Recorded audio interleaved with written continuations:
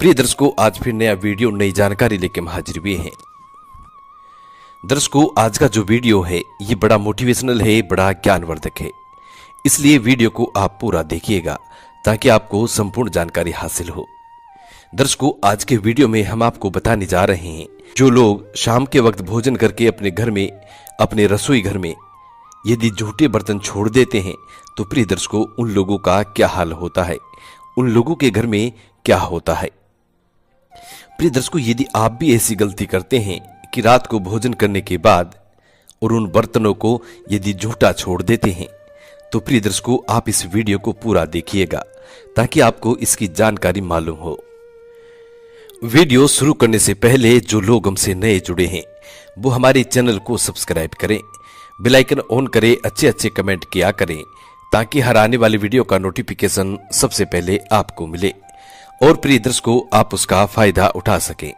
प्रिय दर्शकों, हमारे इस चैनल में हम रोज नई नई ज्ञानवर्धक कहानियां, नई नई ज्ञानवर्धक चर्चाएं लेके आते रहते हैं, इसलिए आप वीडियो के अंत तक बने रहें। शुरू करते हैं प्रिय दर्शकों आज का ये प्यारा सा वीडियो और आपको बताते हैं आज की एक खास और महत्वपूर्ण जानकारी। प्रिय दर्शकों, हमारे शास्त्रों में ऐसा कहा गया है कि जो लोग अपने घर में झूठे बर्तनों को रख देते हैं और सुबह के वक्त उन बर्तनों को साफ करते हैं तो प्रिय दर्शकों, ऐसा कहा जाता है कि उस घर में मां लक्ष्मी का प्रवेश नहीं होता है।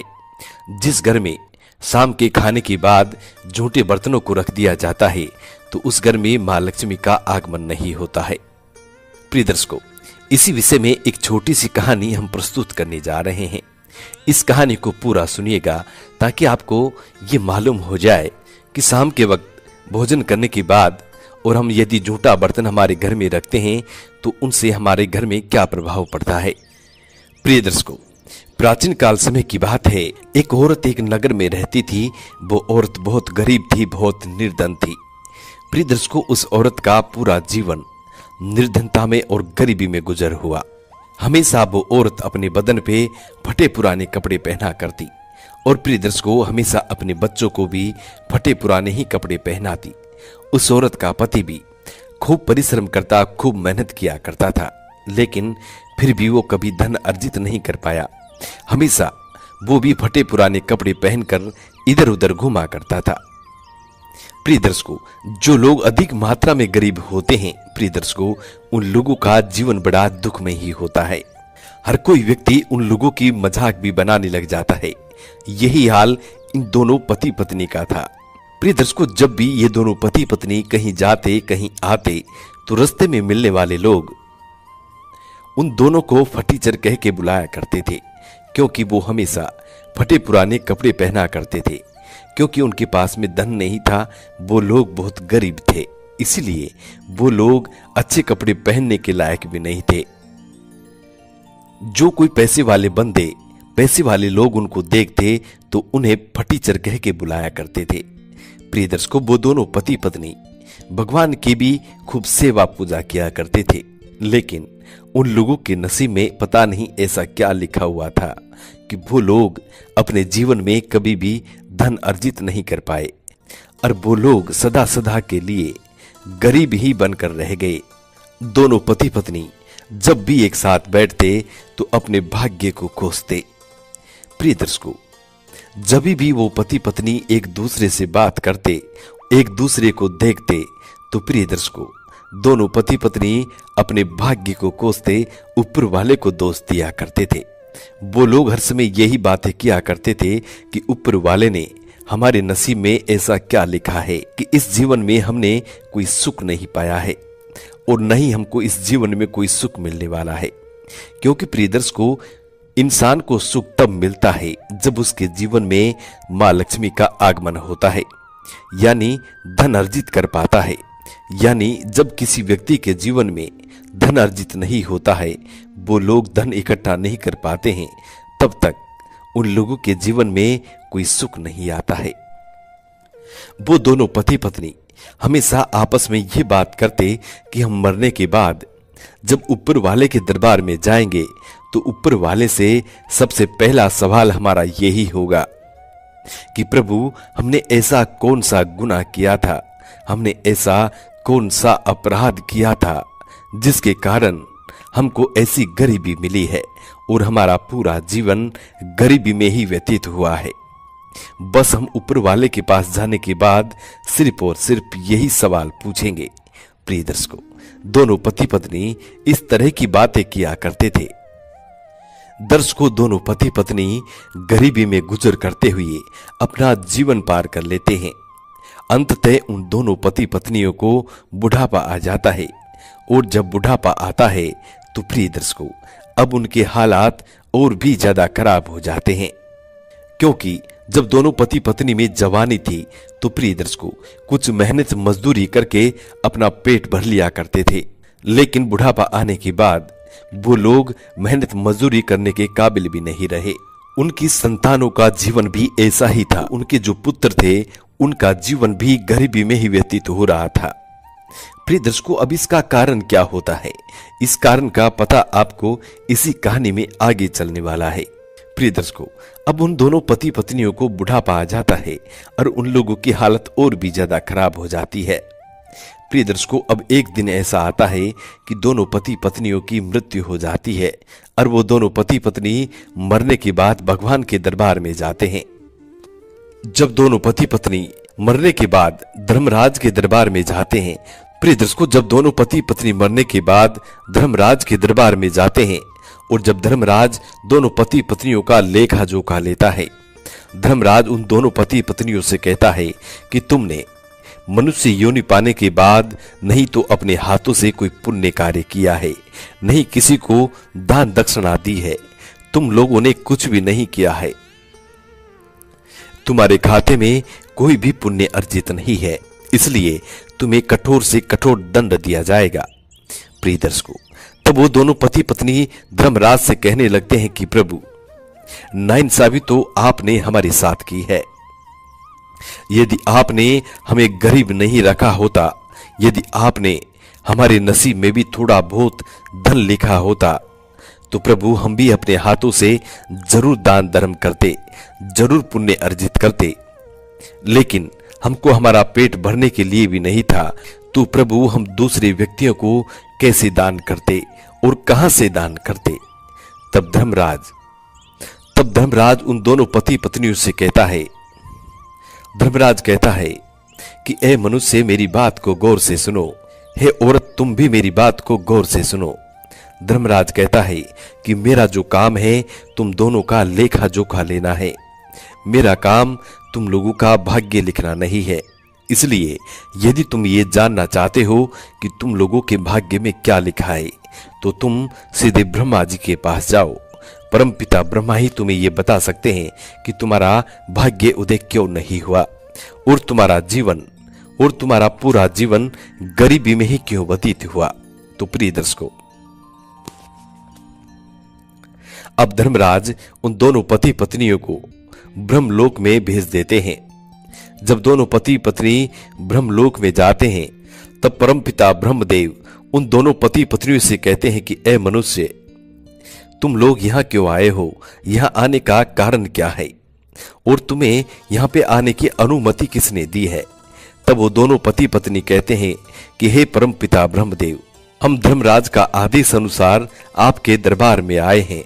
परमपिता ब्रह्मदेव, हम ये जानना चाहते हैं कि मनुष्य योनि पाने के बाद भी हमारा भाग्य उदय नहीं हुआ। ऐसा कौन सा कारण है जिसके कारण हमारा पूरा जीवन गरीबी में व्यतीत हुआ है। हे परमपिता ब्रह्मदेव, हमें इस बात का ज्ञान करवा दीजिए। तब परमपिता ब्रह्मदेव उन दोनों पति पत्नियों का लेखा जोखा देखता है कि इन लोगों के भाग्य में ऐसा मैंने क्या लिखा था। प्रिय दर्शकों, तब परमपिता ब्रह्मदेव अपना बही खाता खोलते हैं और उसके अंदर देखने लगते हैं। तब परमपिता ब्रह्मदेव अपने बही खाते में देखने के बाद दोनों पति पत्नियों से कहते हैं कि ए मनुष्य, क्यों झूठ बोल रहे हो, तुम्हारे खाते में, तुम्हारे नसीब में काफी धन लिखा हुआ है। तब वो दोनों पति पत्नी कहते हैं कि परमपिता ब्रह्मदेव, हमारी माली स्थिति आप देख सकते हैं, हमारे जीवन काल की स्थिति भी आप देख सकते हैं, आपसे कुछ भी छुपा हुआ नहीं है। यदि हमारे नसीब में यहां पे धन लिखा है तो प्रभु हमारे नसीब में वहां धन क्यों नहीं था? हम क्यों धन अर्जित नहीं कर पाए? ऐसा कौन सा कारण है? प्रिय दर्शकों, तब परमपिता ब्रह्मदेव दोनों पति पत्नियों से कहते हैं कि इसका कारण तुम्हें मैं नहीं बता सकता, इसका कारण तुम्हें मां लक्ष्मी बता सकती है। इसलिए तुम्हें अब विष्णु लोक में जाना चाहिए। वहां जाने के बाद ही तुम्हें पता लगेगा कि तुमने मनुष्य जीवन पाने के बाद और तुम्हारे नसीब में धन होने के बाद भी तुम लोगों ने धन क्यों नहीं अर्जित कर पाए। तुम लोग धन क्यों नहीं अर्जित कर पाए। प्रिय दर्शकों, तब परमपिता ब्रह्मदेव की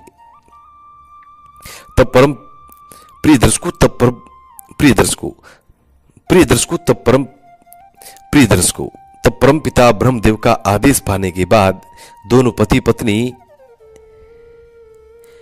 विष्णु लोक में जाते हैं और जाते ही भगवान श्री हरि नारायण और मां लक्ष्मी को प्रणाम करते हैं और प्रणाम करने के बाद अपना भाग्य के बारे में जानना शुरू कर देते हैं। प्रिय दर्शकों, तब श्री हरि विष्णु कहते हैं कि ए मनुष्य, तुम यहां क्यों आए हो? तब दोनों पति पत्नी श्री हरि विष्णु से और मां लक्ष्मी से पूछने लग जाते हैं कि प्रभु, मनुष्य जीवन पाने के बाद भी हमारा भाग्य उदय नहीं हुआ और परमपिता ब्रह्मदेव कह रहे हैं कि हमारे नसीब में काफी धन लिखा है, लेकिन हमने हमारे जीवन में बिल्कुल भी धन नहीं पाया है। इसका कारण क्या है? प्रिय दर्शकों, तब परमपिता श्री हरि विष्णु मां लक्ष्मी से कहने लगते हैं कि लक्ष्मी, अब तुम ये बताओ कि इन दोनों के घर तुम्हारा आगमन कैसे नहीं हुआ? इन दोनों के घर तुम क्यों नहीं पहुंची? परमपिता ब्रह्मदेव ने इनके नसीब में धन लिखा है, लेकिन फिर भी तुम इनके घर क्यों नहीं पहुंची हो? तब मां लक्ष्मी श्री हरि विष्णु से कहने लगती हैं कि प्रभु, ये तो आपको अच्छी तरह मालूम है कि जिस घर में गंदगी रहती है, जिस घर में बर्तन झूठे पड़े हुए होते हैं, उस घर में मेरा आगमन नहीं होता है। उस घर के दरवाजे से मैं वापस लौट आती हूं। प्रिय दर्शकों, तब श्री हरि विष्णु उन दोनों पति पत्नियों से पूछने लग जाते हैं, क्या तुम लोग अपने घर में झूठे बर्तन रखा करते थे?